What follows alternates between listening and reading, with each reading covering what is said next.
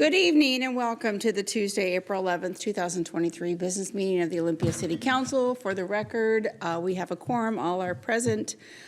We have no announcements, so I just at this point need a motion to approve tonight's agenda. So moved. Second. All in favor say aye. Aye. Aye. Opposed?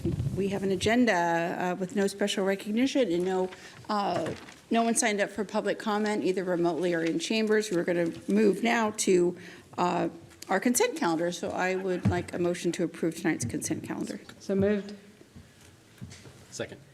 Any questions, comments, or polls this evening? Seeing none, all in favor say aye. Aye. Aye. Opposed? Consent calendar is approved. We are on to item, we're just cruising. We're on to item 5A, and that's a public hearing this evening, and it's regarding our waste resources management plan. So I would like to invite forward Ron Jones, who's a senior planner in our Public Works Waste Resources Department, to talk about the 23 through 2030 management plan. Good evening, and thank you, Mayor Selby, members of council. We're excited to be here tonight. This has been a little bit of a journey to get to this point of the public hearing for our master plan update, so thank you. For the record again, my name is Ron Jones, Senior Planner in the Waste Resources Utility in the Public Works Department, City of Olympia. Also here tonight, Gary Franks, Director of Waste Resources, so we're here as a team. Our section in Public Works provides the garbage, recycling, and organics collection and the related education and outreach programs for the Olympia community. Olympia is unique in that we are one of just over 20 cities in the state of Washington that provide municipally operated garbage and recycling collection. So staff is here tonight, as Mayor Selby mentioned, to present the Waste Resources Management Plan update and to hold a public hearing on that plan. No action is required tonight. Adoption of the plan is through resolution, and that is currently scheduled for next week, April 18th, and of course that is dependent upon the outcome of the public hearing and council direction. As noted in the staff report, this plan comes to council with a letter of recommendation and unanimous support from the city's Utility Advisory Committee, the UAC, as well as unanimous recommendation from the city's Land Use and Environment Committee, so council committee. And a copy of the letter from the UAC was included in the staff report, or in the packet. The city's waste resources management plan is not required by statute. The city fulfills its regulatory requirement by signing on to the Thurston County Solid Waste Management Plan. And part of that is Thurston County provides the garbage and the garbage transfer station for the entire county. So we need to participate in that. As well as by signing on to that plan, we are eligible for grant funding through Department of Ecology through Thurston County. This plan, our plan, the city's plan, does provide strategic direction for our utility and is consistent with the city's comprehensive plan.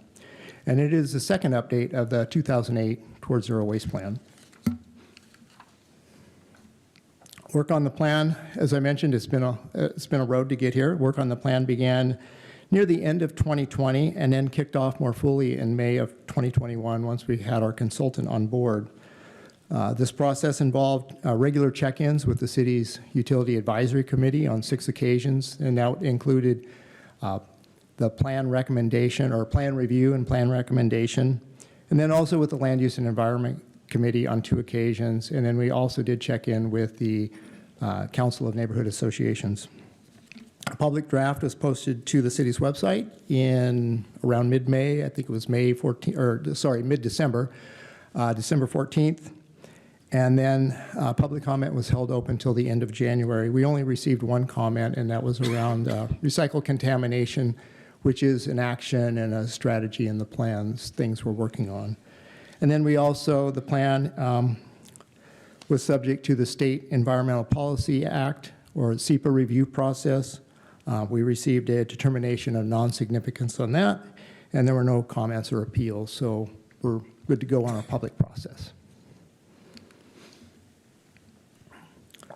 As I mentioned, we used a consultant to help with this plan. So staff worked with Cascadia Consulting Group. They're out of Seattle, but they do environmental consulting really across the western United States, and I think even moving a little bit east now too. And then also with financial sub Chris Bell and Associates. Chris Bell and Associates performed the cost of service study, and then in conjunction with Cascadia, they provided research, a study and research into some of the key issues that we identified during the initial plan scoping. And we were also, it's important to note, and this kind of ties back to the county plan, is we were able to use Department of Ecology, local solid waste financial assistance grant funding to help fund the consultant cost for this plan. And so under staff's direction, the consultant team produced 6 technical memos which were used to inform the plan goals, strategies, and actions. And again, those were tied back to all the key issues that were identified. Additionally, these memos were reviewed by the city's Utility Advisory Committee, and they will be included as appendices in the plan once it's posted, or approved and posted. I think I got ahead of myself here.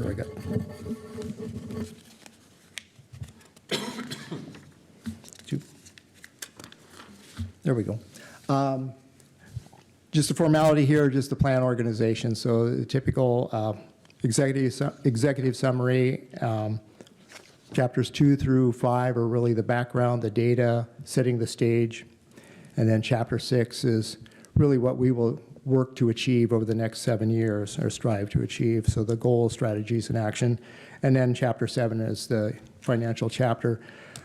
It is important to note, I think the plan has been trimmed about half from the original 2008 plan, and I think we chopped out about 20, 30 pages for this cycle from the previous plan. So we're trying to be more concise and to the point with our work.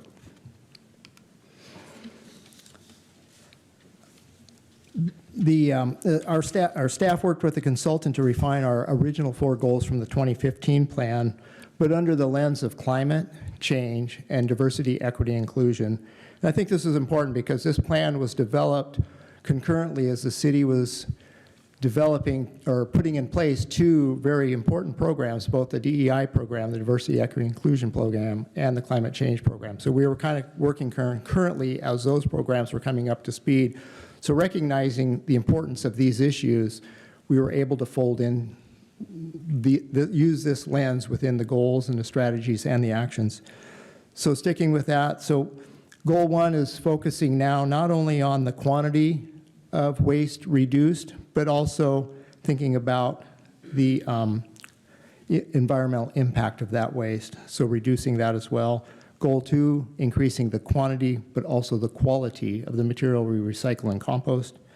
Goal 3, operating our collection services safely, efficiently, also considering equity and environmental sustainability. And then goal 4, managing our utility finances, not only responsibly, but also in an equitable fashion.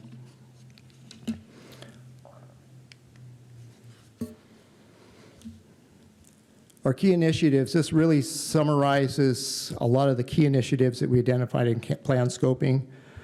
I'm not planning to go into great detail here. Each one of these bullet points could probably be a presentation in their own right.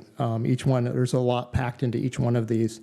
The plan overall contains the 4 goals, 11 strategies, and then 29 actions. Some of these are continuing past work that was left undone, and then other actions are either taking us to the next level or potentially in a slightly new direction. So listed here are just some of the more significant ones. Continuing to focus on contamination reduction, trying to improve that, trying to get our contamination reduced as much as possible within our residential and multifamily recycling. A big emphasis on multifamily and mixed-use recycling, and that's both through our education outreach programs as well as our development and design standards. So making adjustments there and also thinking about equity and accessibility for the users of those facilities within those apartment complexes and mixed-use buildings. And another big piece of that kind of tied in would be multicultural outreach. So spending a good amount of time, again, working with communities of color, diverse populations, just making sure communities that are non-English speaking, so making sure that our materials, our education outreach materials, can actually reach the audience they're intended to reach, and we're trying to get that message across. So that is a really big piece, one of the bigger actions that we'd be taking on. And then, of course, revisiting our fleet electrification study, and then working towards, and I'll talk more about this, but working towards bundling of organics and some rate balancing within our residential sector. And then also maximizing the usage of our downtown shared compactors, which has been two big investments for the city of Olympia, for the utility to reduce the number of dumpsters downtown. So those are just, I guess, some of the big highlights of where we're headed.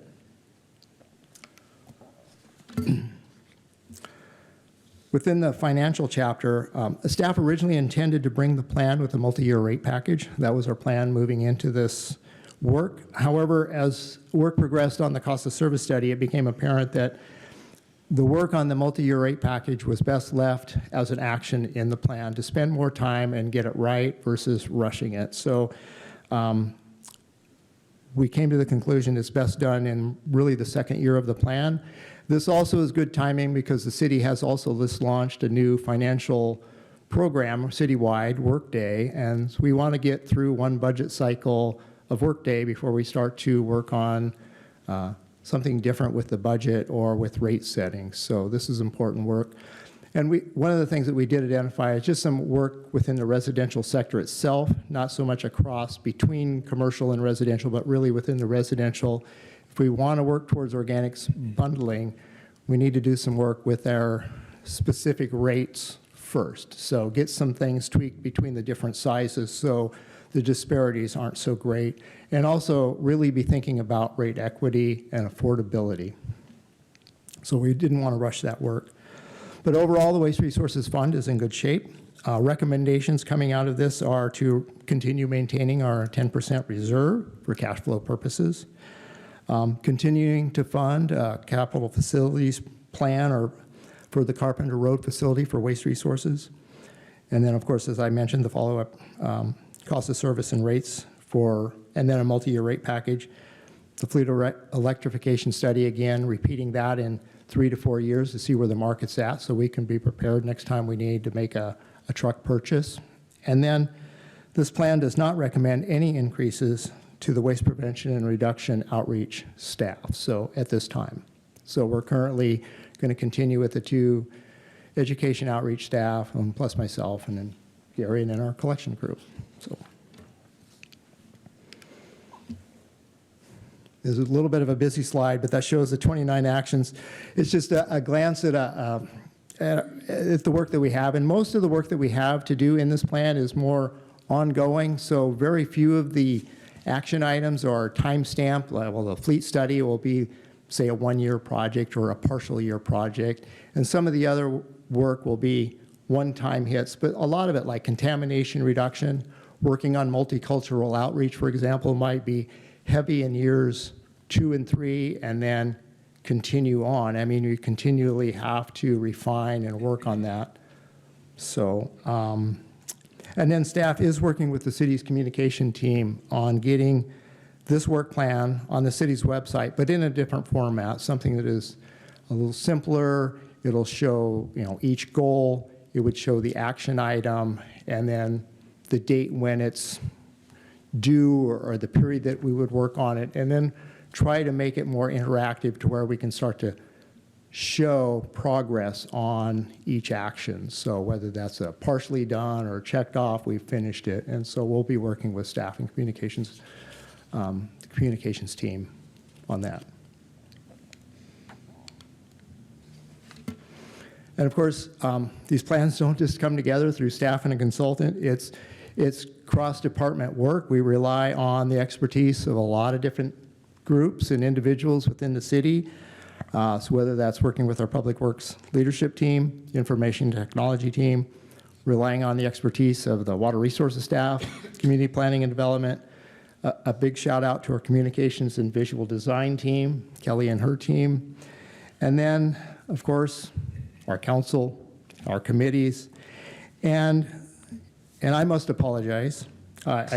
We did leave off a couple of names in a group in here, but also we want to recognize the Climate Change Program Manager, Dr. Pamela Braff, as well as our DEI Program Manager, Toby Hill-Meyer, for their work in helping us through the climate and equity analysis as well. So that was very helpful for us. And finally, staff does want to also express, or Gary and I want to express, our thanks to Councilmember Cooper. For past few years, he served on the Thurston County Solid Waste Advisory Committee, and he's had an interest in solid waste and been helpful as we've moved this plan through from scoping on through to tonight. And of course, through the natural changes of council committee assignments. So we want to thank you, and we look forward to working with Councilmember Parsley in the future moving forward. So thank you. And with that, I would close the presentation and we'd take any Entertain some questions. Wonderful. Thank you so much, Ron. I will look to my council members, see if there's any clarifying questions. I've got Mayor Pro Tem Gilman. Well, first, Ron, since you're up at the microphone, and we had a consent item that was on Ron's docket, and that is requiring compost to be procured for municipal projects. And so I just want to shout that out and say that compost, in our climate lens, it sequesters carbon, but it prevents erosion, filters stormwater, builds the soil vitality to create more vegetation. It's a lot of good things it's doing. So I appreciate that, and I'm glad you're to the finish line with this report, and really proud of the utility of what you do. Thank you. Anybody else? I'll just add on to our thanks for Councilmember Cooper for stepping into the shoes. 3 years now. Yes, because I remember Councilmember Bateman before you, briefly. Yes, so thank you. It was a momentous time to be involved because of this this massive update. I do have a couple questions regarding the shared compactors. We just have one downtown right now. We have two. Two. Yes, we have two. What are those locations? I'm sorry, boy. I'll put you on the spot. Yeah, you did put me on the spot. There was one in the parking lot near Capitol Theater. Sorry, the street names. That's okay. I don't need street names. Just I think Legion and and then the other one is off of 4th Avenue in behind what was, I don't know if the Reef is still, but it's still the Reef. Between the Reef in the parking lot, or in the unused north-south alley between the Reef and the what used to be the Intercity community care Transit center bus. and IT in that area. Yeah. Okay. And so- If we do have desires for one or two more, where would those go? Do we know? Are there Staff needed? has not really looked at other lots. The one recommendation that came from the consultants as we looked at it, because one of the things we want to do is get our rate structure, not the rates are fine, but the rate structure, we want to get that included into the Olympia Municipal Code, so it's official. We've been working more on a pilot process for quite a few years. Their recommendation was really to maximize the usage of these compactors. One of them doesn't get hauled all that often. Mm-hmm. I think one of them is a monthly, and then the other one goes maybe 6 weeks. And really with a compactor, it makes sense to haul those every couple weeks. So expanding the areas, trying to get more customers to use them was one thing. But we have not looked, that's not to say that we can't look for other areas, but they require a little bit of space, and they need a parking lot or something. One of them, the first one, the one up by Capitol Theater, is that's on a contract. It's kind of sitting on another property owner's property, so we have a longer term or a 10-year contract for that. And then the other one, of course, is sitting in an unused portion of alley. So, Okay. Thank you for that. Mm-hmm. And just us also raising awareness, because we do need more people to use those. And I know there's also been kind of a shift because of COVID. There are not being that many people downtown. So, hopefully that will be better utilized going forward. Also, this is probably a question everybody up here knows, but I don't. What's organic bundling? So organic bundling, apologies for that. So it's something we've talked about for a number of years. We have a rate for, so we were talking residential single-family garbage and recycling rates, the fees that customers pay. Customers pay a rate based on their garbage cart size. So whether it's a 20, a 35, a 65, or a 95 is what is known as a, I'm sorry, I'm going to give you the long answer because I think it's important. It's what's known as pay as you throw. So the smaller garbage, you pay a lower rate. The larger garbage, you pay a higher rate. It's similar to how you would tier water rates based on usage. If customers choose to recycle, then they get another reduction there. Currently, the organics program, so that's your yard waste and food waste in the green bin, is a separate fee. It costs, I don't know, $10 and change or $11 and change per month for that service. So this would be looking at bundling organics, just like recycling, into that garbage rate. It would then make it possible for any customer to have it without an additional fee. But it does come with some other considerations. For some customers, it might mean a rate reduction because you're spreading that cost across more customers. So right now we have about 60% of customers subscribe to that service. And so that's who's paying for that service. So this would spread it across the entire customer base. So some would potentially see a rate reduction, others might see a rate increase. And so that's why we wanted to go slow and evaluate this a little bit more. So not just rush into, and that's why we paused on that tier rate model. Well, thank you for that explanation. I also, realize that you're not before us very often, right? Yes. And so a lot of our community, I'm sure everyone's listening tonight. And, it just raises that awareness Yes, of thank you. what the program, we just take it for granted that our garbage gets picked up and our recycles get picked up every other week. And there's a lot that goes behind that. So There thank is, you. and it's good that people do want it to go, just move away, and I think it's important to make it seem seamless. And you do. I've got Councilmember Parsley with a question. Sorry, this has been sort of rattling around in my head. I know that when California passed their organics not being into landfills, they had an unintended consequence that they were getting so many organics outside of the landfill that they actually ended up with a methane problem because they had so much organics and they didn't have enough use for it. Do we have any way to monitor for that kind of potential impact by doing this? And some cities then all of a sudden had to change what they were doing because it became a serious problem. Yeah. Well, I would say this, part of coming back to the compost procurement ordinance was to drive more demand for compost. Right now, the facilities in Washington State are for the most part maxed out. They're producing producing at their permitted capacity. There's really not a lot more capacity. And so part of that is to drive more need to build more facilities, which would then, so this material is being sold. It's being utilized currently. It's not being stockpiled. So I guess I don't really have the answer for you, and I'm not as aware of that issue. Obviously, you are.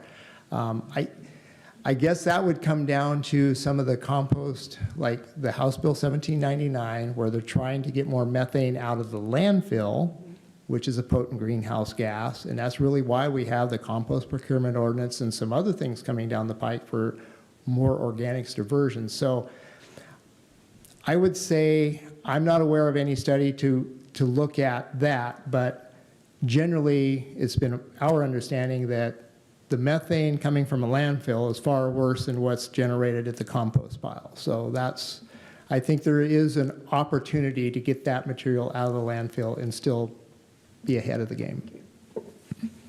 Thank you. And then Councilmember Cooper? Thank you, Mayor Selby. And I also would add to Ron's answer that at least here, the facility we're using now has gotten to a scale where most of it is undercover. And so it's not leaching gases out into the environment because it's in more of an enclosed environment where the process is happening. So, but a question for them about recapturing would be worth seeing what they're doing with it when they have it at Silver Springs. I also know we're going to have a new facility in Mason County under the new contract eventually. So, Thank you. I wanted to say thank you for the accolades both from the mayor and the staff, but really, this last few years in doing this work through COVID with a new countywide solid waste plan, Gary sitting on the selection committee for the new provider at the Waste and Recovery Center. It just is a great example of how we are so well served by our staff when we sit at these interjurisdictionals. Like the amount of time that Rich and Gary and Ron spent with me to get me up to speed on our needs based on the countywide picture was immense. And so I couldn't have done any of it without their support. So I want to kick that thank you ball back to you. Thank you. Wonderful. I think at this point, we will go ahead and move forward with the public hearing. We had nobody sign up remotely or in person this evening, but I will give the room an opportunity after I open the hearing. So at this point, I'd like to open the public hearing for the draft 2023-2030 Waste Resources Management Plan. Is there anybody that would like to give comment? No? You're standing up, you're doing the walk. Okay.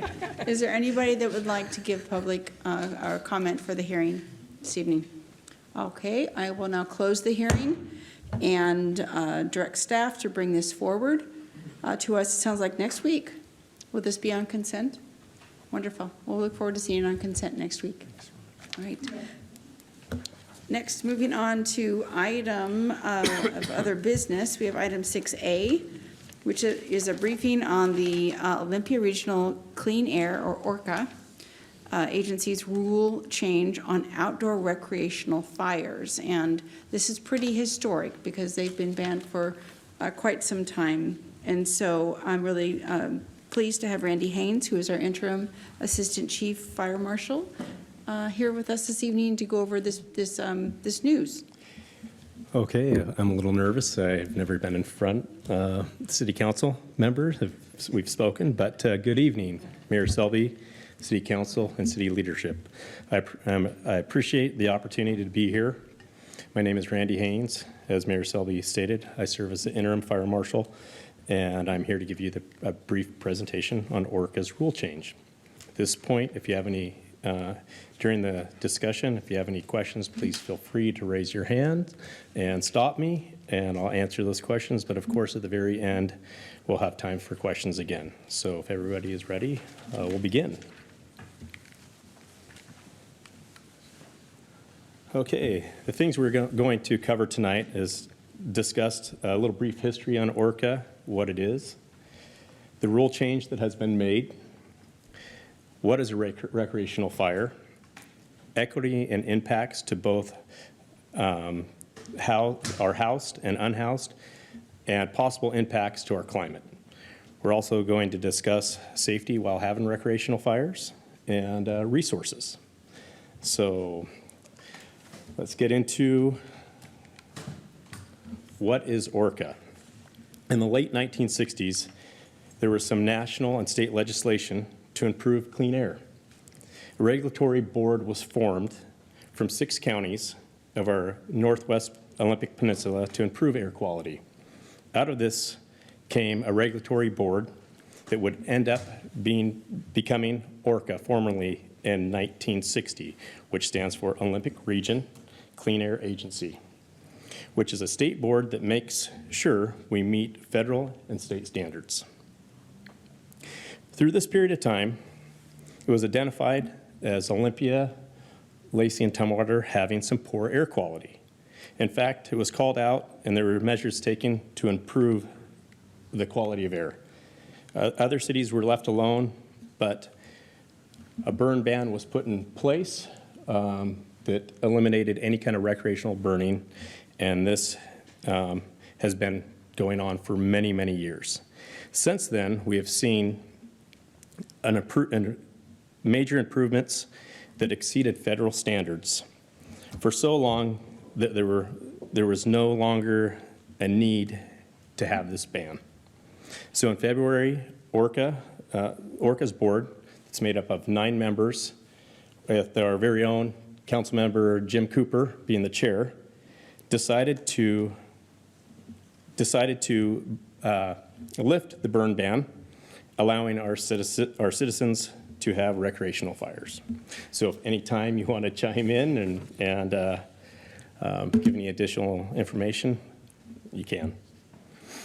So what has changed? I briefly just went over that. The change is we've lifted our recreational burn ban in Olympia, Lacey, and Tumwater. And why? The EPA requirements for ambient monitoring recognize that Thurston County has shown compliance for the last 2 decades. So there's also some political power that has taken place. We had the unhoused populations who were utilizing recreational fires for survival. You would apply the rule to them and say you can't have a fire, but they're cold, they're freezing, they need these fires to stay warm and cook. So there was a conflict with this rule, and that rule no longer existing will take care of that conflict. So what is a recreational fire? Recreational fire is a fire that is 3 feet in diameter, no more than 3 feet in height with flames. It's a fire that we use charcoal or seasoned firewood so it burns clean. Now, is a recreational fire burning garbage, leaves, debris, trimming our trees, burning them in the backyard? No, it isn't. But so that is what a recreational fire is.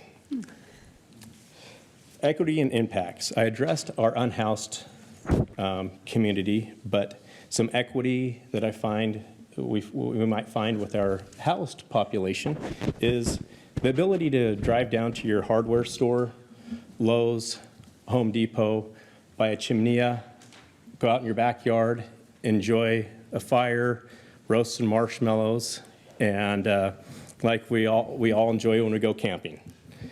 Now, the burden, I'll go back to now effects on the climate. Okay, is there effects on the climate? Could there be? Of course, depending on what type of fire that we are burning. Of course, when we have smoke in our environment, that can affect our greenhouse gases. Now, if a recreational fire is used correctly, based on a conversation our interim deputy chief, Chief Buchanan, had with Dr. Pamela Braff, our director of climate programs, she said the effects of a properly using a recreational fire properly are minuscule. And so that doesn't mean that we won't have to monitor what's going on with our neighbors. Now,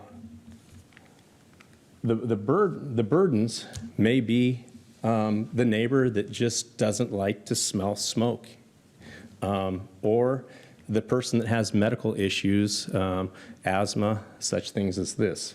But and does this recreational burn ban, does it mean when we have a burn ban in effect that we can do the recreational fires? No. Typically, you'll see mid-July through the end of September where we have a statewide burn ban. Okay.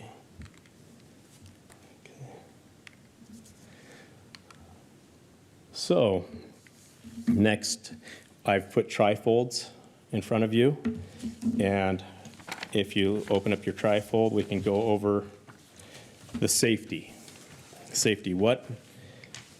How do we keep our fires, recreational fires, safe? Starting at the top left, burning any material except firewood or charcoal in a recreational fire, aka campfire, is prohibited. Again, like I addressed, debris, garbage. Clean, hot fire, dry burns hot, clean and quick. Avoid burning wet wood debris. A clean fire creates less smoke. Never leave a campfire unattended. Even a small breeze can quickly cause the fire to spread.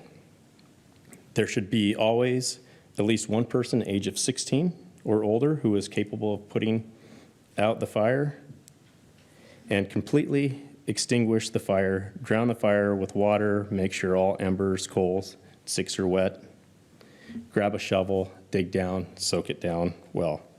Also, We have to make sure that our fires are at least 25 feet from any combustible materials.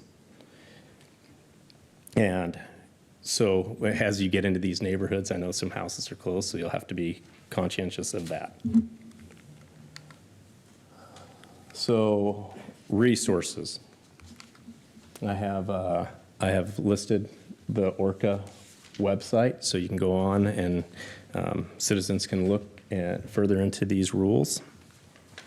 And with that, is there any questions? All right, I'm going to go to Councilmember Nguyen. You're smiling and I'm smiling. What I'm a sweating. beautiful job. I'm sweating. Oh, okay. Okay. It's been a long time that I've been this nervous. Oh, we're so honored. How do you feel? This is not just talking in the lobby, so Yeah? Do you say something different in the lobby? I just feel more relaxed. Well, thank you so much. I think you did a really great job. Love the components of the equity and climate, which I understand are new frameworks that are being put into use by staff. But to see it here and explained here is wonderful. You know, in addition to the staff report, of course. Love the trifold.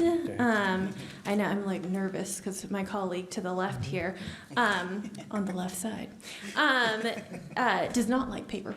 But this is really handy. I think recreational fires is something that is something that occurs frequently, and so it's lovely that it's now. Approved, and something that I know that I'll reference. The only thing that I don't see on here is how to build a fire. So perhaps a note for next time. Oh, did you have something to say? No, I'm not going to go into that, how to build a fire. Okay. I had two little quickies on the what not to burn. Dimensional lumber. What does that mean? Dimensional lumber is lumber from the hardware store, 2x4s, 1x2s, stuff that we have there. So cut lumber? Cut lumber. Interesting. Yeah. Okay, and then I have to say it, the second to last bullet point, dead animals. Am I to understand that no animals should be added? No. Okay. Okay. Okay. Thank you so much. I really enjoyed it. Okay, thanks for opening that up. I just find it ironic that, you've run into burning buildings and you're afraid to speak to us.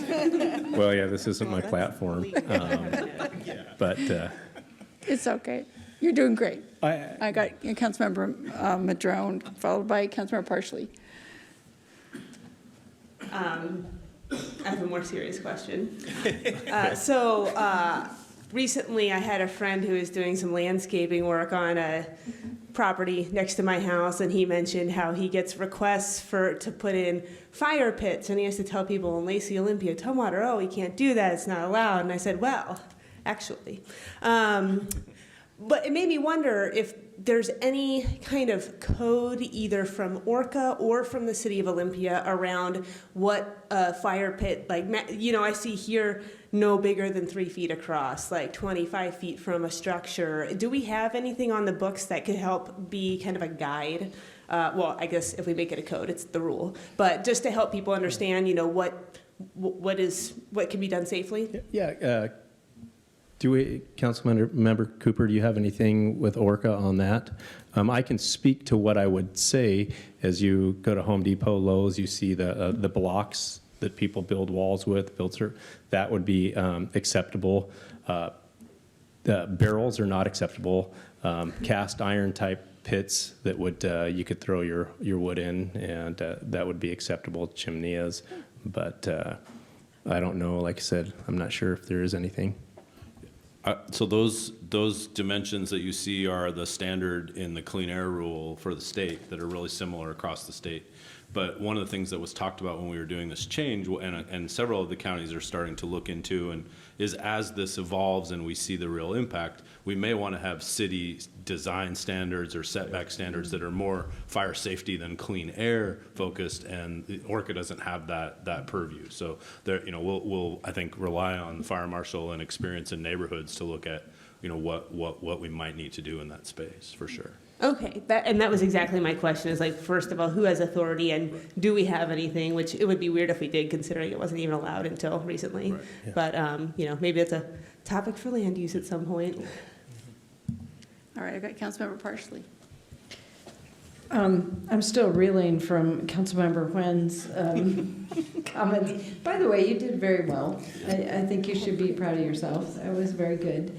My question might be for you and Councilmember Cooper, and it's not that I'm a s'mores hater, but how are we going to monitor the greenhouse gas impacts, the burning impacts, and concurrent with that, I just read a report in Seattle Times about the drought that's coming that could hit us as early as June. Are we relying on state burn bans? I'm just wondering about that aspect of this lift. And How so- often are we going to monitor? Yeah. I'm not sure on the monitoring, but the state burn bans will, when they go into effect, then that will eliminate the ability to do your fire in your backyard. Also, with that being said, a citizen still has the right to call 911 and report a nuisance, and us to come out and check that out, and then have the ability to report that to Orca and see if they comply with that. So we're always willing to go out there and check out what is going on. And we've been doing that for years, so it's part of our regular routine. Now, and then on the other side, what we're planning on doing is talking with Chief Hurley and Chief Brooks and Jeff Johnstone and everyone. What we have in plan is Olympia, with our houseless population, it seems to be we have our different camps, the jungle, it's been pointed on maps, and what we're going to do is put together our prevention team, go out to these areas, maybe with Kim Condrat and that, and educate them on what this looks like. And we've looked at possibly what would it look like us going out there and building one of these fire spots so they can do it correctly. And maybe possibly there's been, I think Orca was donating, or was it MAPS? Someone was going to donate like 6,000 towards Coleman propane tanks and try to kick off a program that would help with the situations that we're dealing with. Okay, and just want to clarify, if people need to report a fire that they feel is inappropriate, 911 versus Yeah, non-emergency? they can call Orca, but 911, they call us for everything. Okay. I just So didn't know if there was an alternate to 911. the alternate number is I would call Orca, start with Orca. Oh, okay. But, sometimes that's just not possible at the time of the night it is. So got it. when we are called out for a report of smoke, and we still respond. Okay. And now I'm going to go to Mayor Pro Tem Gilman. And back to. Thank you. May I address you as Marshall Haynes? You can address me anything you want tonight. I like that. I like that. So, Randy, I heard something in one of Councilmember Nguyen's questions about how do you build a fire, that maybe my experience of camping with folks and of the first cool day and greenwood smoky fires coming up chimneys all up and down our street is that I think we've kind of skipped a generation of I don't think it's common sense of having some idea of how dry wood is or how to build a fire. So I wonder where or how people might learn to build a fire. They go to the hardware store, they pick up the outdoor fire pit, they come home.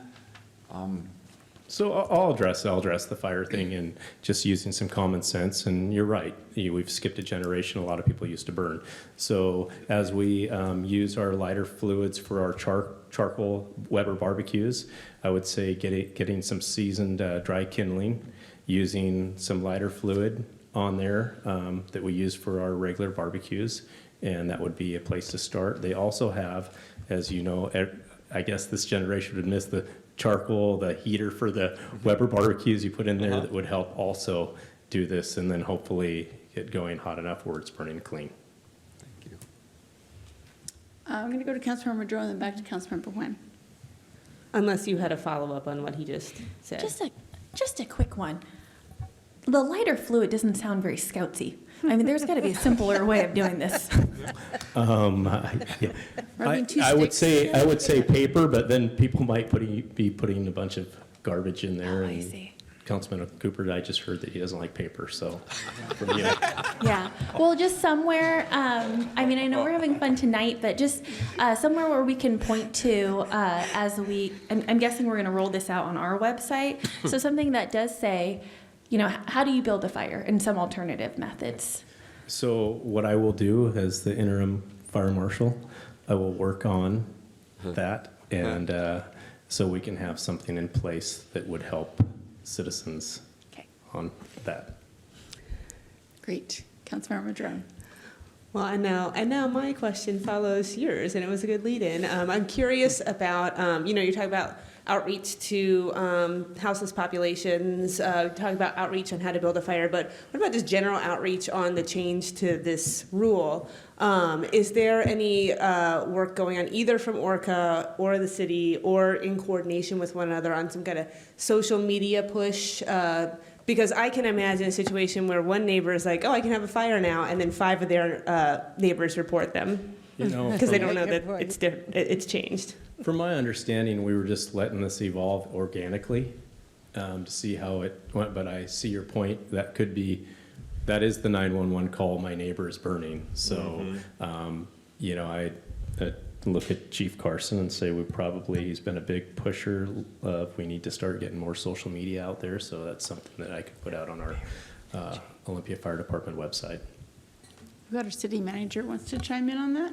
Yeah, I was just looking down the row at Kelly because I think right after the rule went into effect, I believe we did put some information out on social media to let the community know that there was a change to recreational fires. And I think, as we are, especially I think as we're approaching the drier summer months when a lot of that tends to happen, it might be good for us to put some refresher stuff out there too. And we can coordinate with Orca on that because I want to make sure that we're consistent with the messaging amongst the jurisdictions and Orca as well.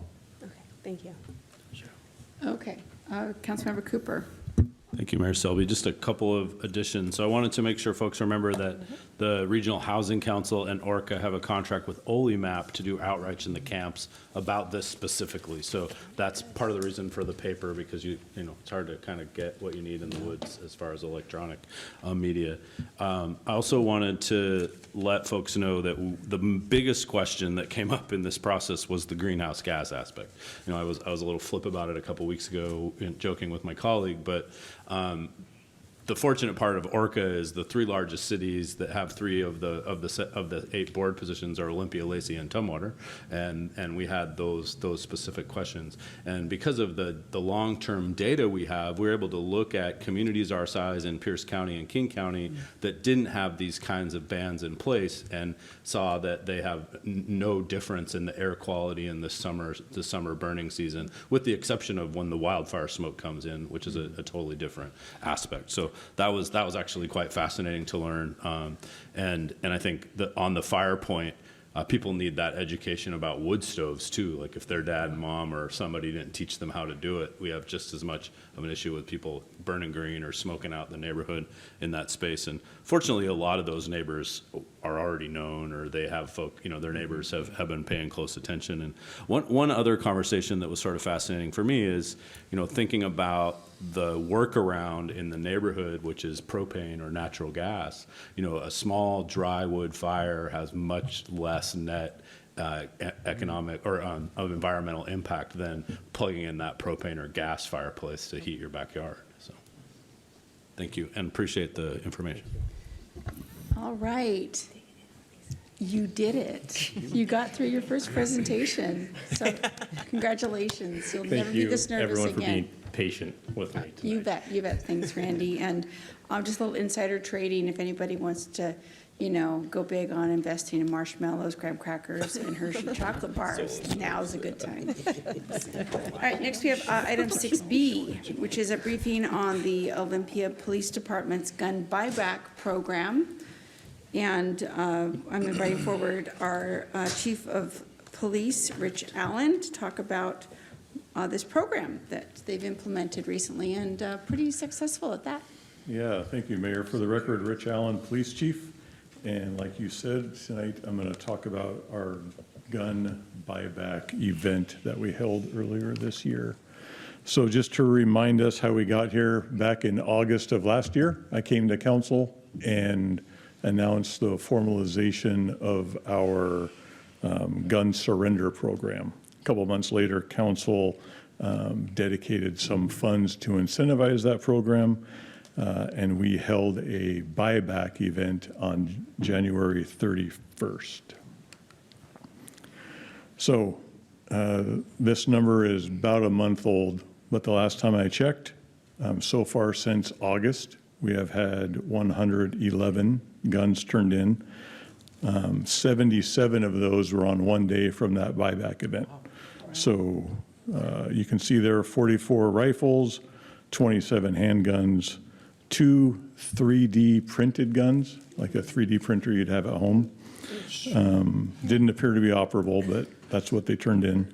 3 black powder rifles.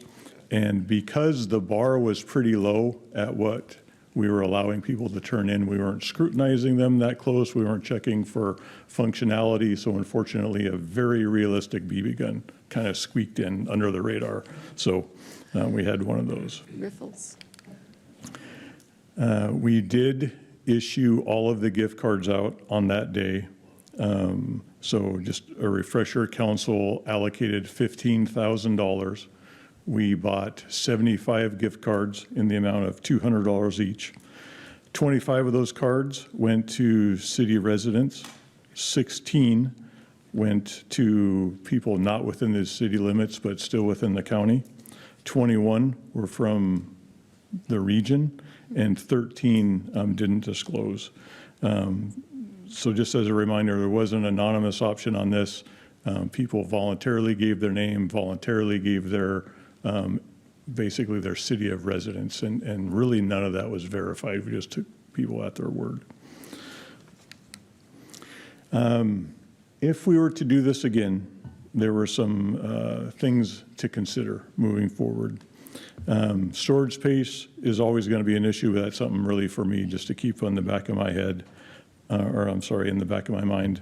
The vast majority of the weapons that we collected did not appear to be functional, and they didn't appear to be worth $200. So it would be my recommendation that we lower that to $100 for each weapon turned in. We might consider limiting the certain gun types. Like I mentioned before, the 3D printed guns. Some agencies that have run these buyback events have seen people, with $10 worth of that plastic material, they can turn that $10 into a $100 gift card, a $200 gift card, and it's actually a moneymaker for them. I don't know if we would experience that, but that's something to keep in mind as we move forward, and maybe limit the participants. Now, certainly, we will take anyone that comes in, and if they want to surrender their firearm, we'll take it for them, and we will destroy it.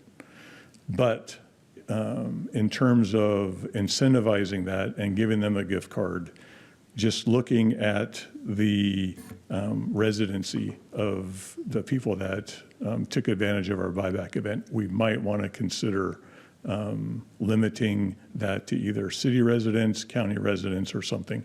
But I would certainly want to have some council input on that before we move forward. So that's really all I have. I wanted to give you a briefing on the money that you dedicated to this. It was extremely popular. We got so many inquiries that we decided to hold I was here before talking about it. We held an event, and you had to schedule a time to show up, and those time slots within 3 hours were all taken. So it was very popular, and we recovered quite a few guns. So. Lots of questions, I can tell. I'm going to start with Councilmember Parsley, go to Councilmember Payne. Well, two-part question. You said it dropped down from 200 to 100. Would you be looking then at twice the number of gift cards and then schedule, because you did sell out in 3 hours, the time slots? Yeah, certainly it would depend on how much money council allocated for that. But if you allocated the same amount of money, yes, it would be twice as many. So we would have 150 gift cards to give out. So 150 guns would be incentivized to be turned in. Well, one comment and one final question. My comment is I'd be inclined to do the county, because I know our borders, people can go across the borders into the county, and so less guns in the whole county will make me more comfortable. But my next question is, 111 wasn't just in one day. You said 77. Did you have different events and have equal success without the money? We haven't held an event without the incentive, but ever since the announcement of the program in August, we have had people contact us. A loved one passed away, something happened and they inherited a gun, they don't want it. So they have reached out to us, and those are the difference between the 77 and the 111. Those are typically people that have inherited a gun and no longer want it. So yes, they have reached out, but we haven't held a an event specifically for that, no. Okay, I've got Councilmember Payne, followed by Mayor Pro Tem Gilman, followed by, sorry. Oh, I had my hand up. Oh, I'm sorry, I missed it. So, okay, we'll go to Councilmember Nguyen and then Councilmember Payne. We're very democratic up here. Thank you. I really appreciate this presentation tonight, Chief Allen. And I, not only the specifics of how the event took place and what was collected. I'll have to Google black powder gun. So certainly this is not a commercial for guns. But the slide that you had about considerations, Yeah. I appreciated that too. And I hope that we can agree that this was a net positive, and that for however many, small amount, who even knows if people were trying to be sneaky, right? But for, in any initiative, I think for the amount of small sneakiness there is, overwhelmingly, how much good and symbolically how powerful to send that message. Of what our city organization is about. And then also is my understanding that our City of Olympia Police Department was embracing of this. I didn't hear that there was any pushback with this program, so I thought that was really neat. Something that I didn't know, this is more of a for later thing, and you had mentioned wanting to have discussion on this, of course, but the thinking about guns that are not operational when you get them. So I understand that part. For me, any gun that works is worth $200, or whatever the set amount is. Oops. But going forward, I certainly wouldn't want people that are not sure to test the gun first. So would we have a way of doing that where we can determine that for people? That would be hard to do at the day of the event. When we originally researched this, some agencies, some municipalities would give $300 for a gun in great condition, $200 for medium, and $100 for poor, something like that. And I just didn't really want to put our staff in the position of evaluating. So I either wanted it to be a kind of an all or nothing thing. But your specific question, that would be extremely hard to do. The best we could do is say that it appears to have all of the parts needed to be functioned, but we wouldn't be able to test it, no. And just in response to that, I think then your decision of making it an all call was also worth every $200 that we issued. Yeah. Thank you. I've got Councilmember Payne, followed by Mayor Pro Tem Gilman. Wow, thank you, Chief. Yep. When we initially did this, I don't know. It's not that I didn't think it would be successful, but I just kind of didn't think anything, and I'm just like, we'll see what happens. But this is beyond what I thought would happen. in all honesty. But given all of the information that we found out since we've done this, I agree with Councilmember Parsley. I think setting parameters around county residents, that makes sense to me. We can all have a discussion about that at another time amongst ourselves, but that certainly makes sense. I do, wonder about other cities in our state and sort of like, a lot of the times Olympia does things that people aren't realizing that we're doing. And I'm just wondering if there are other cities around the state that have perhaps wanted to do this. I know when we have these mass shootings and things like that happen around the country, often, local governments are struggling with what can we do because we have so many restrictions, by state law. So something like this seems like it would be an amazing presentation to give to the Association of Washington Cities or, any of those types of groups to really let them know what we're doing, and maybe they'll want to consider doing the same thing. And that will also take care of our border issue, right? If there are multiple counties and cities that are doing this. And the other thing is to think about, maybe even starting with our own county and saying, what are they doing in this regard as well? Yeah, good point. I know other agencies are doing it. We have had several, and I can't name them. I don't know, but I know that other municipalities have reached out to us, and an agency from King County came down and witnessed our event, just the logistics behind it, because they were going to hold one as well. So they wanted to get some tips from us on how to do it. So I know it is gaining in popularity. Mayor Pro Tem Gilman. Well, Chief, I can't get the image out of my head of 3 reenactors who go to their closet and realize that their spouses turned in their black powder muskets. I'm like, wow. I just we don't see a lot of black powder in the crime blotter. No, but I didn't know what that is. But the silliness aside, I do wonder. My buddies who have firearms have a large number of firearms each, and so I'm curious what your assessment of both the safety and the crime sort of impact of bringing in maybe in working order, maybe not, long time not used or loved weapons. And so I'm wondering, I guess 2 questions. One is, do you have a sense of the total number of registered weapons in the community? And then what are some of the both home safety and crime prevention advantages of a program like this? I don't have the statistic for how many registered guns are in the city or the county. I don't have that. I do know that the people, not all of them, but some of those who took advantage of this event, they have more to turn in. We had so much, I'm sorry, what's the word? It was just popular, right? We had a lot of people calling us. So we limited the number of gift cards to 5 per person. And some of those people had more, and they're intentionally holding on to those firearms to see if we incentivize this program again. So I know there's more out there to be turned in, but I don't have that statistic for you.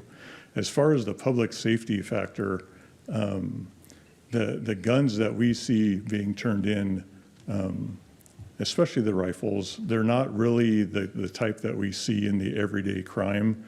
But for me, the public safety impact is far too often I see police reports of burglaries and vehicle break-ins where people have their firearms stolen.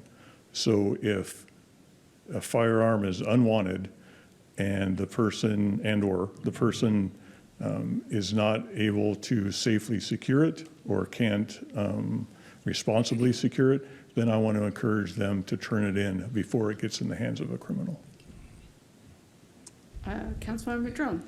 I just wanted to add on to that too, accidents in the home. Sure. When, kids are playing with something that they found.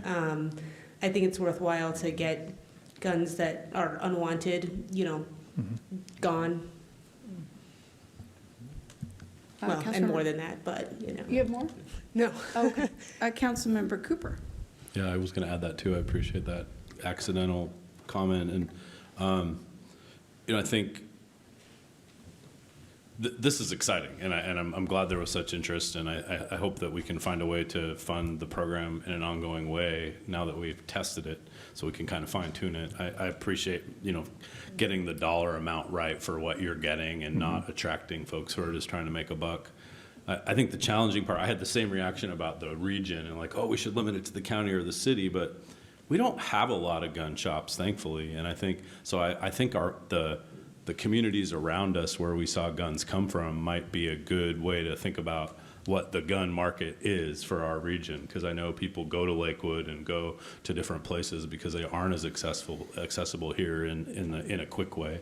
And so just a comment as we think about that, and want to, a couple of other thoughts that you talk about advocating. I think it'd be great to ask the county commissioners if they would be interested in partnering with the sheriff on something like this at a bigger scale countywide. Also, got a bug in my text message while this was happening that, to be reminded that our county fairgrounds is constantly hosting gun shows. Sometimes they are called the Olympia gun show. And, maybe we have a trademark infringement when that happens. I don't know. I'm just kidding there. But something real to think about access. But one of the exciting things that I think it's important to say in this moment is what our legislator is doing that will help in this conversation.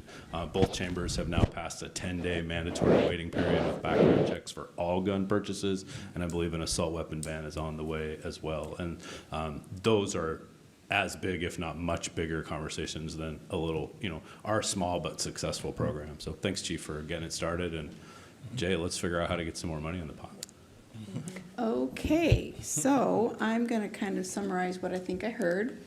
I heard that kudos, thanks for, again, Olympia being a leader. Maybe we could consider creating a toolkit for other cities and/or work with your police chief association. I don't know the name of that group, but I know there is one. And, create a toolkit for other people. I heard support for keeping it to the county at this point. I heard that we'd like to find a way to continue some funding. I heard from you, $100 you think is more reasonable, and use the discretion of your team to figure out which ones you're going to honor in try to avoid people coming in and just cashing in on basic, plastic. Yeah. It's all good. I wanted to let the council know that we have approximately $85,000 left in our council goal money. It's only April, so we're not through our year. But just wanted to kind of open it up to see real briefly if there's energy behind that. Councilmember Drone. I like the idea of using council goal money for like a pilot, but if we're gonna continue something into the future, it could be a phase 2 pilot, whatever. But I also think we have a year-end fund discussion. Oh wait, whatever it's called now, budget above policy. There you go. All right. So there might also possibly be some wiggle room there. Yep, absolutely, all of that. I like the idea of it being couched as a second pilot, follow-up pilot program as we refine this as we go forward. Do I get kind of some consensus? Does anybody have a number that they would like to think about? Councilmember Parsley. I wouldn't mind going back to the 15,000. That leaves us, if I can do the math really quickly, 60,000, and it would allow the chief and the department to play with their idea of 100, see if they can double the number, and also come back to us with lessons learned. Then I'll feel like it's a part 2. And then I absolutely agree with Councilmember Madrone. Then we should find a sustained funding for this outside of council goal. Does that sound like you got good direction there? City manager. Yes, that's good. I think we can look at as we balance out the year end and we look at our fund balance over policy, I think getting some direction here tonight, I can bring back a recommendation there as we look at that pot of money that can get us a second pilot this year. And then as part of our 2024 budget deliberations, I've made a note, I saw the chief made a note, we will find a way to get this into our, kind of our regular budget process as far as an ongoing, something that we can look at. And we'll kind of figure out maybe I'll talk with chief more about what a reasonable number is on an annual basis for that. But then just strongly encourage partnership with our fellow cities and the sheriff's department. I think we've got a sheriff that would be amenable to that. Councilmember Cooper. Thank you, Marcel. We just one other thought on that too is if we know of other jurisdictions who have been doing it more long-term, I kind of wonder that there's got to be more of a resting place, right? Like once you do enough things, so maybe it's a ramp down to a flatter number with a larger initial investment. So that kind of data would be worth looking at if you have access to anything like that. Yeah, I'll have to do some research. Cool, thanks. Thank you. Excellent. Thank you so much for your report. Thank you. Next, we have our last item of other business, and that is to receive an update on the Experience Olympia and Beyond, the 2023 360-degree sentiment survey results. That just sounds really snappy. And your business and marketing plan. So at this time, I'm going to invite forward our Economic Development Director in our Office of Community Vitality, Mike Reed, who will also be bringing forward Annette Pitts, who is the CEO of Experience Olympia and Beyond. Good evening, council members. For the record, I'm Mike Reed. I'm your Economic Development Director. A couple of things before I pass the mic over to Annette Pitts. So many of you spent the last couple of days or weeks as tourists in Kato, Japan. I hope you can take that frame of reference and maybe apply it to some of the things that you'll be hearing tonight in the presentation. I wanted to introduce Annette. Annette will very quickly be completing her second year on the job as the executive director, and has yet to really be able to formally have a presentation to our council. And partially that was due to COVID, which I just have to give a really strong praise to Annette for stepping into the job that she did. I was on the hiring committee that selected her. I serve for and represent the city on the board for the Visitor Convention Bureau. And Annette has done a marvelous job of hopping into that seat during an incredibly tumultuous time and has brought the region back from a hospitality and tourism standpoint. So I'm really excited to see her present to you and some of the findings that she has. Additionally, sometimes we see that great press of, some article gets written about Olympia as some destination, or check out this new thing, or check out that thing. And sometimes I get questions from you guys like, where did that come from? How did we get that? That most likely came from the Visitor Convention Bureau. They worked very hard to get us earned media in this market. So with that, I wanted to hand over to Annette Pitts to share with you this research that she has done on our region, and then the follow-up report on that. So thank you. So Annette. Thanks. Hi, everybody. I am so excited to get to be here today. There are some faces that I know, and then there are some faces that are new to me. So what I'm here to talk about, yes, it is called our 360-degree sentiment survey. It's a mouthful. But it was really important to us that we do this project. It was not a simple undertaking. I'm really, really lucky to have a research director on my team. This person was hired not as a research director. They were admin support who was secretly a marketing analyst. Was like basically famous in the industry and snuck into my staff. So immediately she has climbed through the ranks of our tiny little organization, and she has brought an immense amount of perspective to everything that we do. If you've ever been in marketing, historically it's been a lot of best guesses. You do the best that you can with the information that you have. But the world, throughout COVID, like many other really difficult times in our history, began to innovate. And as y'all should know, hospitality and tourism was taking it on the nose in a very uncomfortable way especially during the early phases of COVID. And so, of course, our industry would innovate. And so that became the basis of this work, gave us the context for what we're doing in everything that we're doing at the Visitor Bureau. But it makes me think, if we have so much utility out of this information, I bet you guys would find it very useful as well. So that's why I'm here. And by the way, crazy amount of data in here, an absurd number of graphs. So please don't hold your questions till the end, or you might fall asleep. I'm going to try not to be boring. But if you see something interesting that you have a question or comment, let's just, if it's okay, let's just hit it. And if we don't make it through the end, I've given Mike everything that I have. So one of the things that people ask me is, why does sentiment matter? Why are you asking people for their thoughts and feelings if we're talking about data? It's because there's two kinds of data that matters. We have quantitative data, which we get from traveler movement research tools, which I know the city of Olympia is investing in as well. But then the qualitative data is also really important. There's a lot of nuance that is in that information, and it's often not what we think it is, and that is what we found this year. Sentiment is really important because it informs our attitude, and our attitude is what fuels our personality, and as y'all know, your personality shines through in how you treat one another. Now, when you guys went to Japan, I bet you remember how you were treated. You think about that level of graciousness or hospitality, and those are the warm and fuzzies that you will still be thinking about years from now. There are a few key findings in here that relate very specifically as to why our residents versus our stakeholder residents versus our visitors' sentiment matter.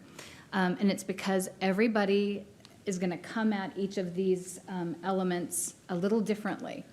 So we asked each of our different groups, does everybody understand the difference between a resident and a stakeholder resident? No. Okay. So a stakeholder resident is a stakeholder resident to our industry. So you might be an employer or an employee in the hospitality and tourism industry. It could be a restaurant, could be a lodging establishment, could be an experience, could be an art gallery, could be a museum. They might be running a nonprofit organization. They might be in municipal government in an elected position or staff. So that's a stakeholder. They live here, but that's the role they fill. And we separated them because they feel often quite different from our non-stakeholder residents and also different from our visitors. So we asked them, what's the one word that you could use, that you would best use to describe our destination? Our stakeholders love our diversity, our natural beauty.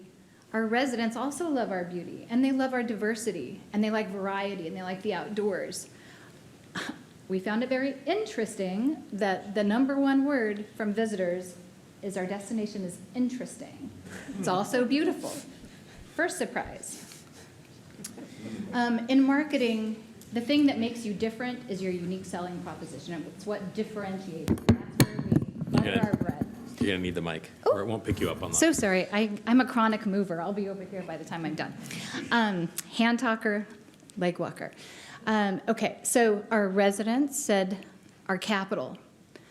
Our stakeholders said our capital. Our visitors said our capital. It might surprise you to find that not every municipality in Thurston County is jazzed about the name Experience Olympia and beyond for marketing the county. But this slide speaks exactly to that.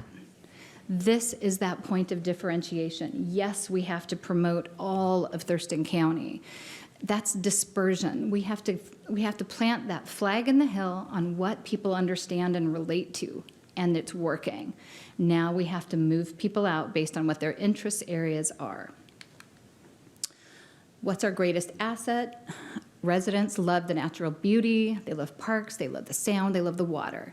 Stakeholder residents, number one, waterfront access and that sense of community. Our visitors, look what's up there above beauty. They say we're friendly. This makes me so happy. I have a hunch it might be different than what you guys might hear periodically. Okay, so we asked folks where they visited. This isn't surprising. Something that I think is important to note, and I've shared with every other group that I've presented to, is Visitors don't know our boundaries. I've lived here almost 2 years. I still don't know our boundaries. Mike is so generous in our board meeting. I'm often saying, oh, this is, he's like, oh, it's actually still in Olympia. It's on the other side of the street.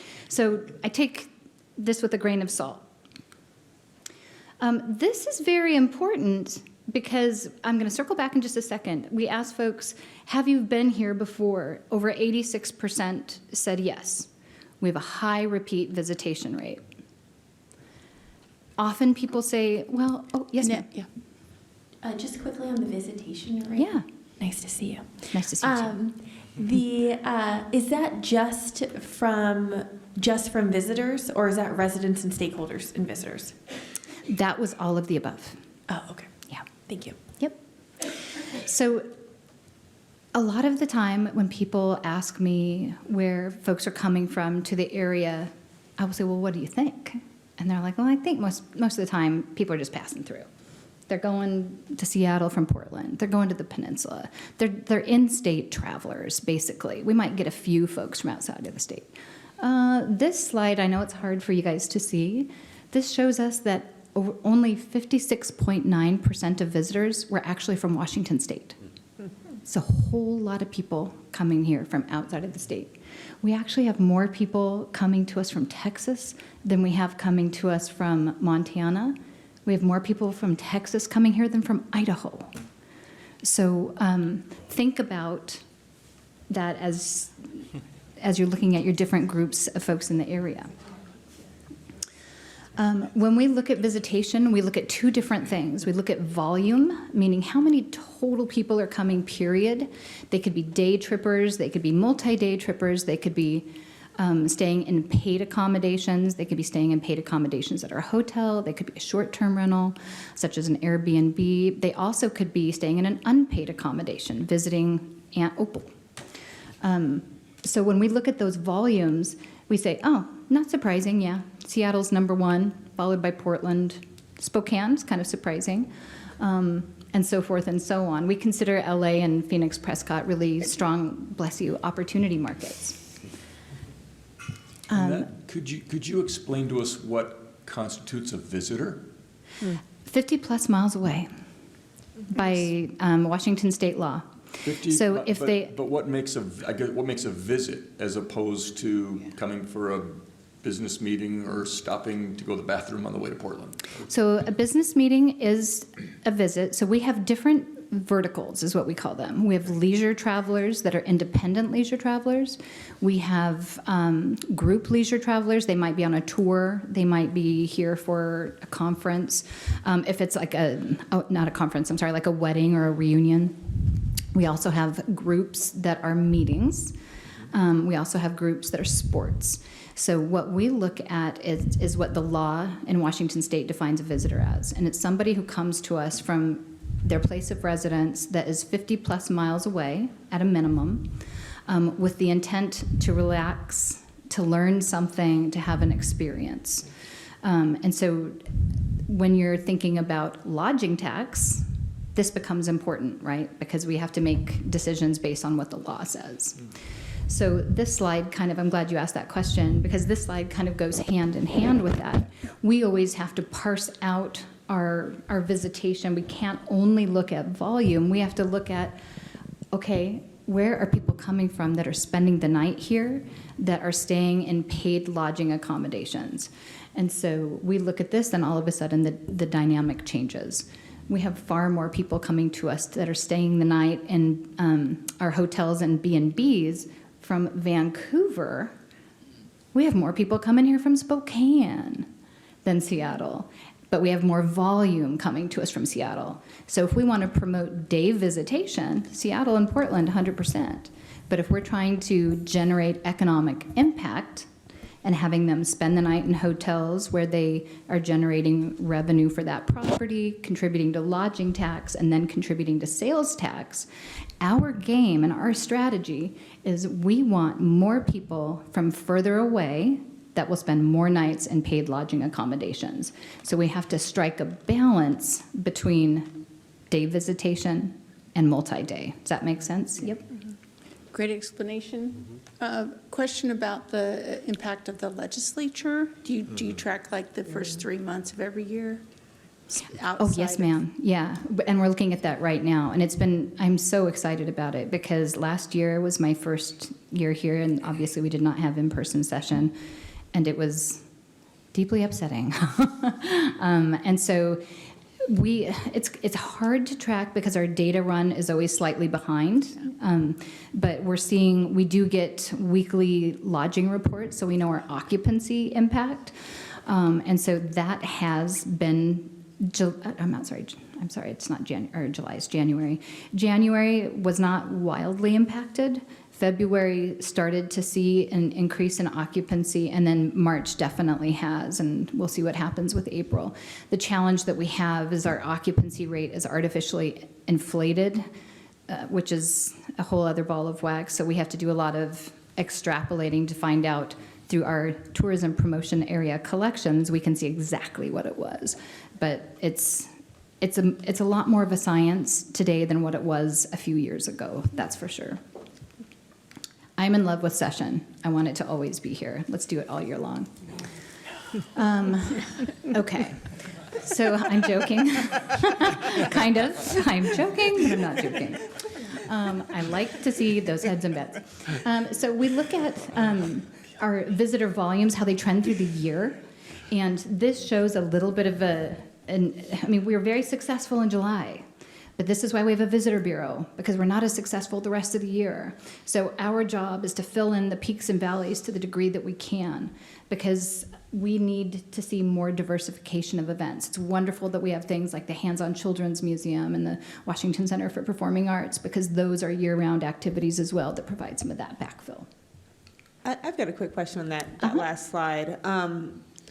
So we were just saying that session does create an influx in visitors, but I don't see that reflected. That's last year. Yeah, I guess we're not there yet. Yeah. And last year, okay. Yeah, so what will be exciting is for me to be here next year and show you Q1 year over year, and hopefully there's like a big change. I think there will at least be some change for the better.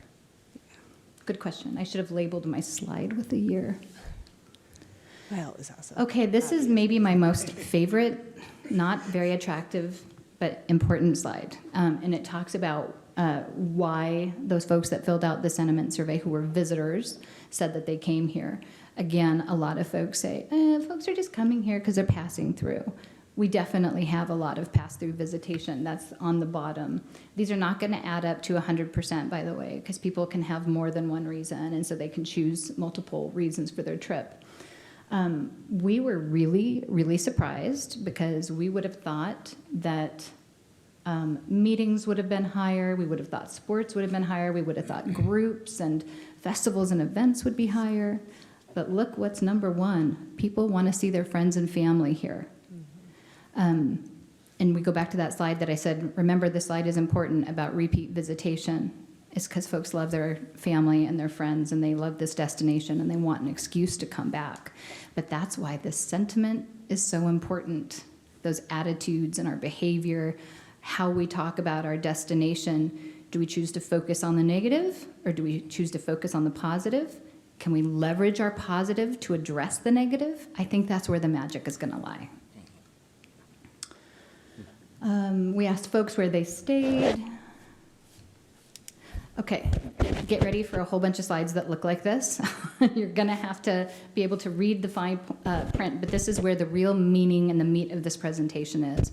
We're going to look at the difference between what our residents and our stakeholder residents and our visitors think about some important aspects of this community. And they're things that I know you guys weigh in on and consider in your world a lot.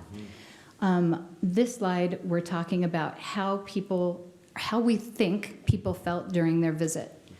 Did they feel safe? Did they feel welcome? Were they treated with respect and dignity during their visit? Did they have positive experiences with locals? Did they have fun? And I know this seems like an odd one to lump in here, but we get a lot of folks talking to us about signage. And I will tell you, everybody doesn't agree. So over on the left, or excuse me, you'll see on the bottom is the key. So residents are that burgundy color, Stakeholders are green, and visitors are in the gray. So not every time, but most of the time, you're going to see our non-stakeholder residents having a little bit of low self-esteem about our destination and their assumptions about how that translates to visitors. Our stakeholders are kind of wild cards. They are often, most of the time, they feel better about the destination than our non-stakeholder residents. But I tell you, our visitors think we're pretty cool. Look at how welcome they said they felt and how safe they said they felt. They felt that they were treated with respect and dignity. They probably could have had more positive experiences with residents. They had a good time, not quite as good of a time as our stakeholders would have hoped. And they don't seem to be having nearly as big of a problem with the signage as our locals. So, but this is not to say that our locals' feelings and thoughts on this aren't valid and important. And also, I might be a little bit of a perfectionist, and I look at these percentages and I'm like, if I'm not at 90%, I'm not successful. I want an A on everything. That was the kind of student I was. Didn't always work, but I tried really hard. And so I want to be able to come back next year and see increases across the board in these. But I think it's important for you and for all of our municipal councils to see it's easy to get caught in the weeds of all the things that people want us to do better, and they're important. But there are people that choose to pay good money and give hours of their lives that they can't get back to come to our area. And it's because it's pretty cool. So, okay. Now we're going to look at issues, obviously, that are very close to your world. We asked folks, did they encounter homelessness? Or do we think that our visitors encountered homelessness or panhandling behavior? Did they have issues locating public parking? Did they have challenges with public transportation? Look at that parking. 17.5% of visitors said it was a problem. Encountering homelessness and panhandling, we had a lot of assumptions about what that visitor experience was like. 50%. Do we want it to be lower? Yes. But again, the real meat of this presentation is understanding that there is a real difference of perception. Yes, ma'am. I'm just looking at this and wondering, I'm sure you'll have a slide on this. How does this compare to some of the other matched cities in terms of, experiencing panhandling, parking? I did not include a slide in that because, to be completely honest, I don't know how many destinations are doing that level of detailed analysis because you usually have to pay for it. And most of our DMOs are still wildly underfunded. We're still well under our budget. But because we have a statistician in-house, we're able to save some money and do this type of work. I just want to clarify, too, that this is for all of Thurston County. Yes, So this is not Olympia only. Just not Olympia Yeah. only. So if they're going to the RAC for a sports tournament, they're not maybe going to be downtown to see some things. That can definitely be the case, but then think about that slide as to why they were coming and where they went when they were here. Yeah. I think Olympia is the hook, and most people are going to be here. So, let's see here. I'm not going to read through all of these, but I'll just give you the top three. This is resident sentiment, and this just kind of shows what their values are when it comes, or values and beliefs are when it comes to tourism. They believe that tourism helps small business. They believe festivals and events bring visitors to the county. They believe that homelessness negatively affects tourism. Top three for our stakeholder residents. They believe that taxes generated by visitors support the development of amenities that make Thurston County a better place to live.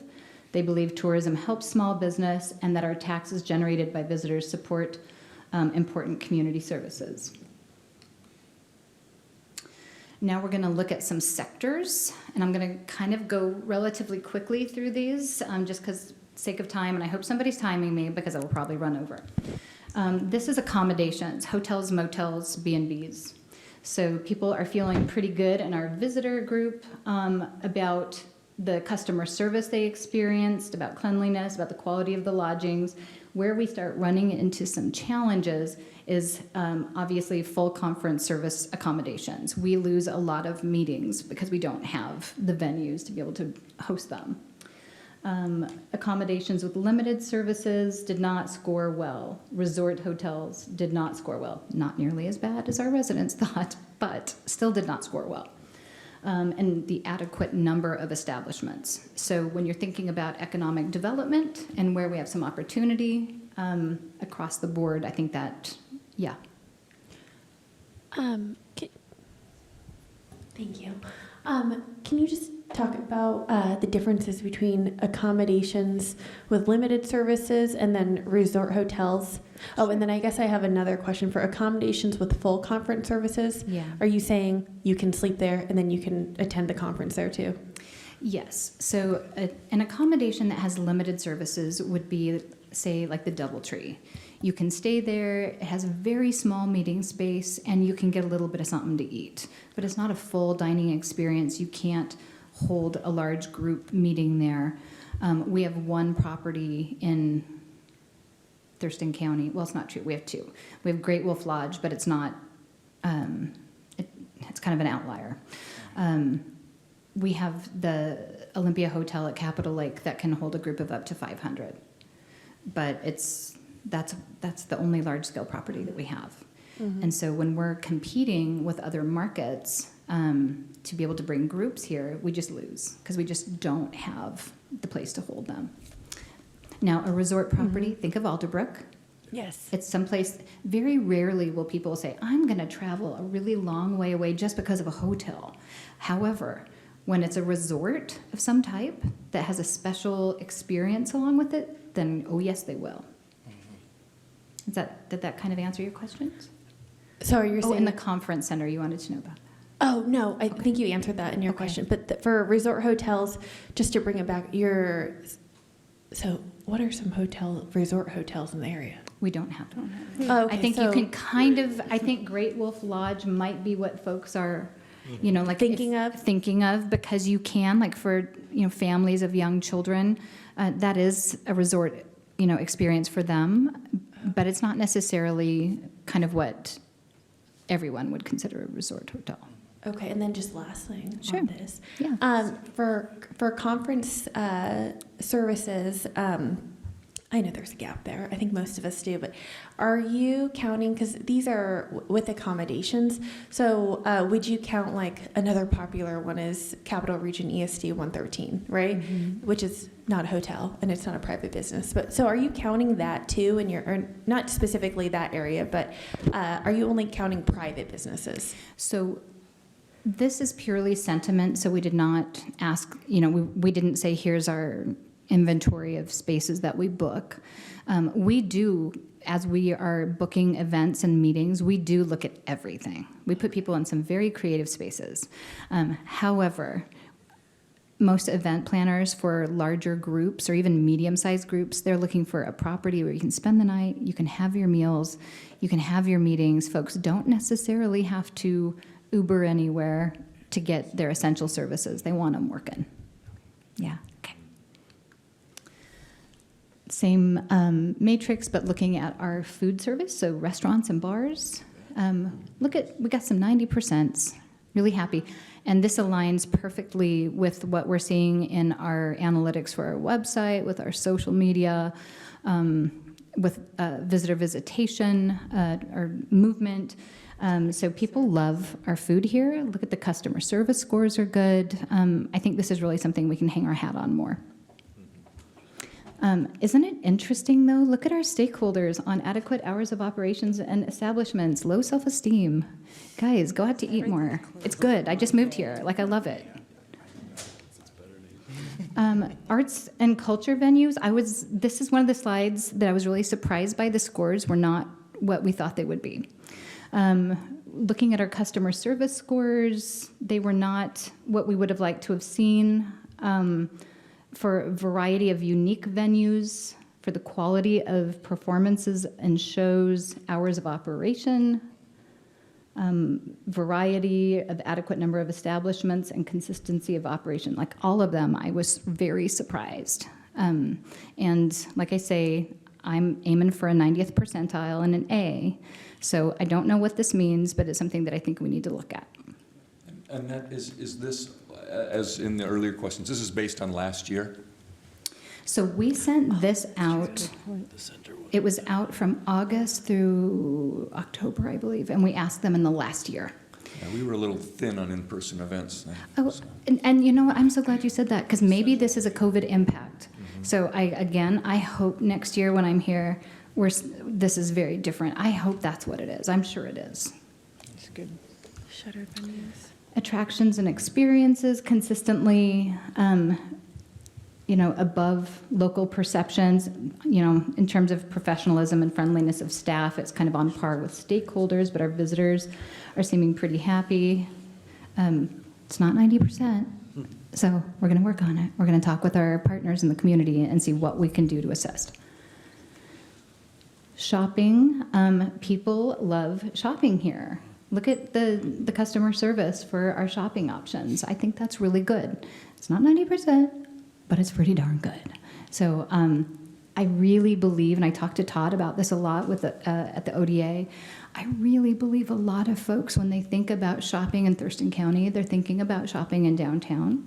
We're trying to also make sure that when folks are coming here and they're doing their shopping, that they also know about the really great shopping in our other communities. We have so much diversity. We have diverse people, we have diverse experiences, and shopping is a part of it. Good scores on natural attractions and parks.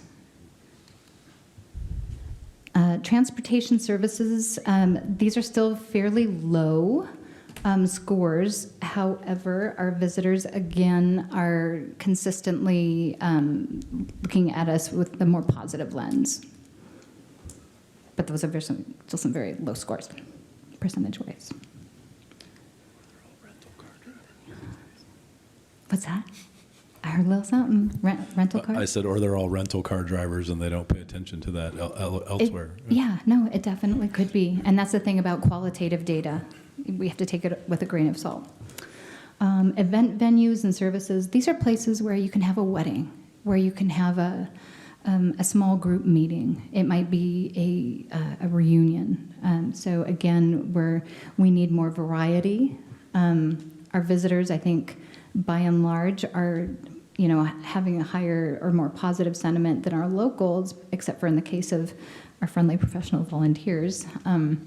But we're going to do better, guys. The reason why we're sharing this is that it's not, most of it is really good news, but it doesn't mean that we're perfect. And we have areas of opportunity where we can all work together to problem solve and see what we can do a little differently.